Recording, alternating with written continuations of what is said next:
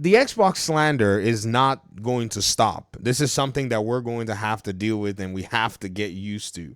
I've already seen 2 comments from my No Rest for the Wicked video, the possible delay from Moon Studios, that have insinuated that the Xbox gaming community isn't going to buy games. It's a logical fallacy. The reason I say it's a logical fallacy is because Xbox's direct box competitor actually disputes that by, number one, money hatting games and locking them away from Xbox, because the goal is for the Xbox gamer to not only go ahead and buy the game on their console, but also buy their console. So PlayStation, if you kind of think about it, PlayStation is expecting the Xbox gamer, whom these folk online say don't buy games, to not just go ahead and spend $80 for the game, but to spend $300, $400, $500 for their console, and then $70 or $60 or $80 for the game. So that already puts things in a really weird place. And so anybody who may be making that kind of a claim has to actually deal with that reality. You feel me? They actually have to deal with the numerical implication of a money hat or whatever it is. So in today's video, I'm going to recruit PlayStation to argue my point for me. I saw these 2 comments. Comment number 1, this user said, why would they port their games to a console no one's buying anymore? That's a question. Is it a valid question? No, it's not. Second comment said, market conditions in quote is code for Xbox is non-viable slop and its user base doesn't buy games. Blubber all you want, but I think, and you see, I gave you data points when I made my video. I told you what I thought, but I also presented the data in front of you. The data being that Moon Studios is going to have to deal with the reality that about 30% of gamers on these platforms aren't going to buy games. You see, you're sharing your opinion with me, and you've not given any data to refute what I've already said. 30% of these gamers, regardless of the platform, are not going to buy a game. So Moon Studios has already reduced their addressable market by refusing to go on any given platform that they can go on. In fact, as they are on early access right now on PC, building their game, their addressable market is reduced because early access is a thing on Xbox as well. And even PlayStation more recently did early access with the game from my own observation. Maybe they've done it before, but I don't know. So even right now with their game on early access, they're reducing their addressable market by keeping the game off of consoles. And if they go, and when they go to console, they'll realize one big, huge reality. And that is the data point that their game is going to be bodied by this body of video games that we see on here. Call of Duty, both platforms. It doesn't matter. You know what I mean? Like if they take it to Xbox, it's the same kind of gamer that still pervades the Xbox ecosystem. Obviously, you're seeing the multi-plat live service games pretty much share similar or close positions on both platforms. So it doesn't matter whether they're taking their game to PlayStation or Xbox or not. What matters is the addressable market that they're going to have to depend on is shrunk and will be shrunk even further by these other games. And then you said, but I think Moon Studios is pretty well acquainted with the Xbox user base and how well games sell, or this case, do not sell to it. Well, they haven't put the game on Xbox, so you've made another claim to insinuate that the game will not sell on Xbox. See, that's a bias because I'm quite certain that you don't know. In fact, I'm quite certain that nobody knows how the game is going to do on Xbox. In fact, we're not even certain how the game did in early access on Steam. Right? And then you said more so than anyone here, and I'm sure they've also spoken with other devs about the issues as well and made this decision based on all the collected data. What collected data? None that you cited. You see, whenever people say that, you want the developers to cite some arbitrary data that you probably have in your own, insinuation. But the available data that's here for you and I, you skipped over it, which is already here in public. So if we even went ahead and plotted, say, an AI model for what percentage of gamers would they'll be reducing their addressable market by, you'll realize that it's actually a bad business decision. And it seems like if they do that, I'm not saying they're going to do that, that is one that's probably coming from pride or some sour grapes in the past. As an exercise, let's see how they're reducing their addressable market. So I'm going to ask Copilot's AI model. Do you remember Matt Piscatella's interview on Kind of Funny podcast? Do you also remember Sean Layden's statements on reducing your addressable market via game exclusivity? And if we look at these two pieces of the data sets, what we're going to realize is, so he's basically sharing, so this is Copilot breaking down, and also Sean Layden's as well, where he's talking about game budgets and all that, right? So this is how you pretty much, and again, guys, these tools are free, right? Now I'm going to ask it. No Rest for the Wicked, currently in early access. In early access,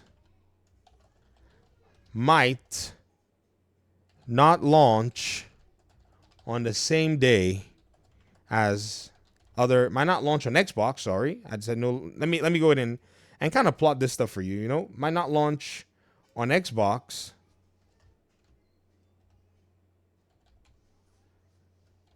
on the same day as other platforms. PS5, Switch 2. By what percentage are they reducing their addressable market based on Matt Piscatella's data and Layden's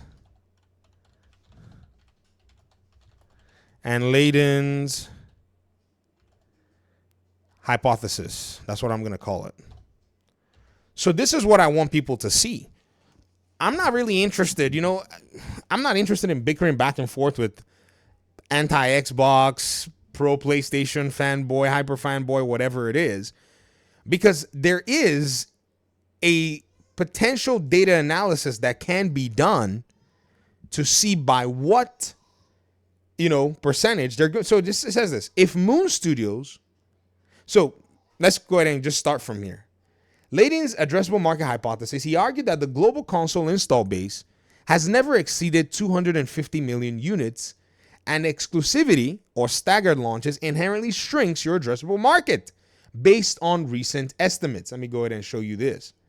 PS5, 80 million units. Xbox Series X and S, approximately 40 million units. Switch 2, early momentum, but let's conservatively assume 10 million units by launch. That gives us a total of 130 million active next-gen consoles. He noted, this is Piscatella's engagement data, that only 12 to 16% of players buy games frequently and 30% won't buy games this year. So the real monetizable segment is approximately 70% of the install base, and the frequent buyers are a much smaller slice. If Moon Studio delays Xbox, they're temporarily excluding 40 million consoles, or approximately 30% of the active generation install base. But factoring in Piscatella's monetization filter, that basically looks like this. They're reducing their, basically by 28 million in that case, and monetizable database by 91 million. Do you see that? Monetizable Xbox database, they're just looking at about 70% of who's going to buy the game. They've negated 28 million users. And then looking at the 70% that may not buy the game, that may buy the game, right? They're looking at about 91 million altogether. So they're going to bank on 91 million gamers, right? Of which in the 91 million gamers, only about 12 to 16% are going to be in that market to actually buy that game. So with 12% to 16%, of the monetizable base and the impact of Fortnite, according to Piss Watella, is this viable for Moon Studios? And I don't think it's a smart choice. I don't think it's a wise choice. Check this out. Fortnite's chokehold. Piscatella says the top 10 live service games consume 40% of console playtime, with Fortnite being number one competitor to any new game. That means Moon Studios isn't just fighting for visibility, they're fighting for time. If No Rest for the Wicked is premium price, not live service, it's entering a market where most players are already locked into free evergreen ecosystems. The freaking buyer pool is smaller, and visibility is throttled by entrenched titles like Fortnite and GTA Online. Is it viable? Yes, but only if Moon Studios executes flawlessly on quality and marketing, captures mind share among the premium ARPG niche, expands platforms quickly, especially Xbox, to recover lost addressable market, possibly leans into community-driven content for mod support and extend engagement. Ladies and gentlemen, I continue to see a lot of folk pretend as if Xbox is not a viable market, when in reality, they're just pretty much extending and expressing their sentiment against Xbox.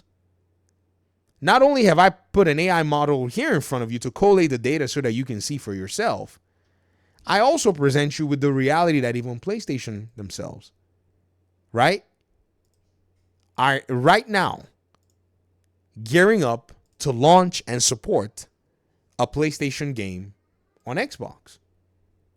If Xbox, according to this user, was non-viable slop and its user base doesn't buy games, right?